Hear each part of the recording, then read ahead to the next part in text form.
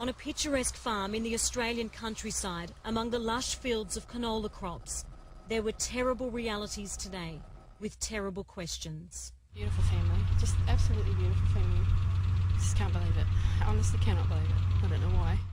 Kim Hunt, her 10-year-old son Fletcher, and daughters Mia, 8, and 6-year-old Phoebe were all shot dead on the family property.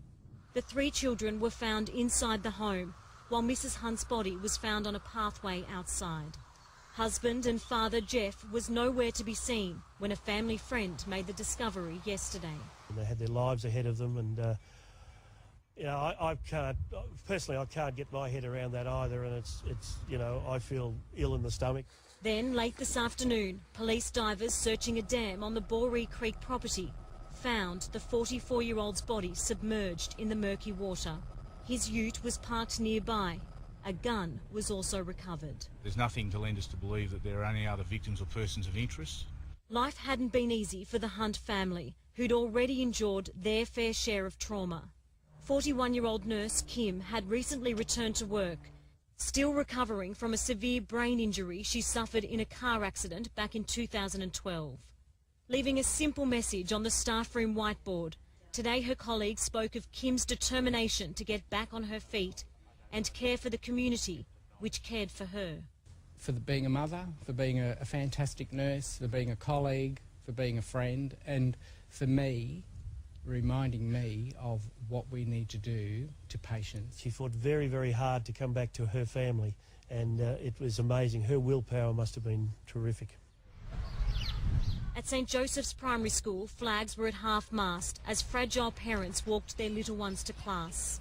I spent some time at the school earlier this morning, and there's little hearts breaking there all over the place. With a population of just 900 people, the entire farming town of Lockhart is in mourning. It's a reminder to us that life is precious, but we have a family in health and we will rally around. As they wait for some sort of explanation, both sides of the Hunt family spent the day together. Understandably distraught, all they can say is that there were no warning signs their loved ones were in strife. For heaven's sake, tell someone, whether it's a doctor, a medical practitioner, a counsellor, clergy or the police. Live now to reporter Dimity Clancy, who joins me from the family farm. Dimity, what support is being offered to the grieving community?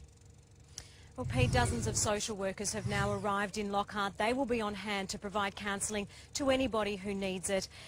This afternoon, a community meeting at St Joseph's Primary School was also held as friends of the Hunt children try to come to terms with what has happened here. A post-mortem examination will also be carried out, Pete, and that will determine exactly when this shooting took place.